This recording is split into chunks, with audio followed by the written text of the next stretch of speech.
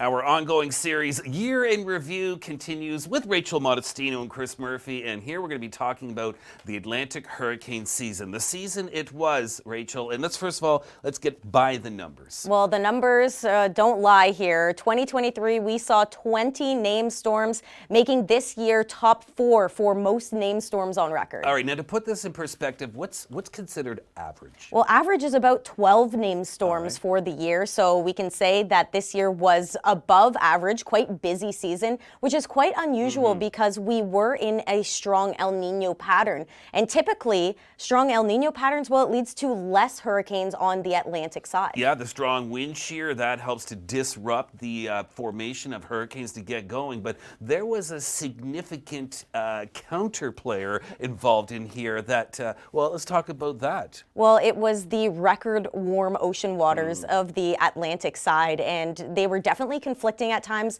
Sometimes one would edge out the other. Yeah, well, it's the sea surface temperatures, that warmth, that is the fuel to these tropical storms. All right, Rachel, what stood out to you about this past year? Well, when we look at some of these storms, it has to be Brett and Cindy. First and foremost, starting in June, with 2 named storms simultaneously is quite unusual, but it was the first time that 2 storms were developed in this main region. Yeah, absolutely. We were calling these the troublesome twins, I remember, Brett and Cindy. All right, and then there was a bit of a lull, and then between August 20 and August 22nd, 4 storms flared up in about 39 hours. Very, very unusual, and one of them was Idalia, and that one certainly made an impression this year. Oh, it definitely did. It struck Florida as a major hurricane, Category 3 strength. It was the first one to do so in this area, and it brought damaging winds all the way into the neighboring state of Georgia. Yeah, and quite an impressive storm surge as well. So we went from there, and although Idalia certainly was damaging,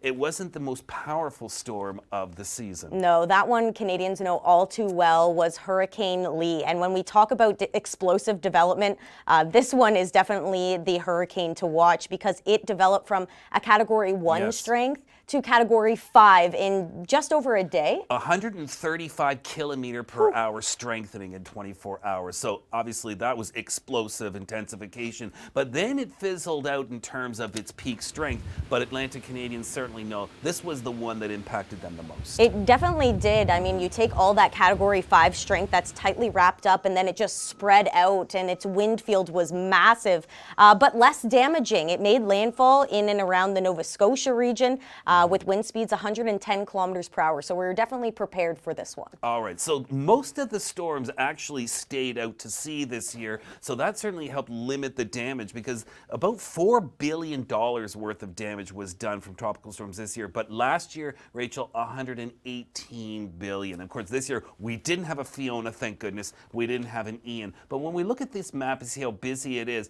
just keep in mind that as each storm forms, the National Hurricane Center will put out these cones.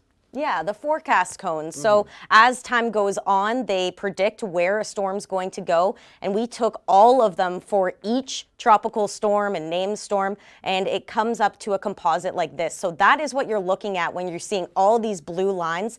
And it's quite unusual. You can see a lot of the storms, like you said, Murph, tracked out to sea.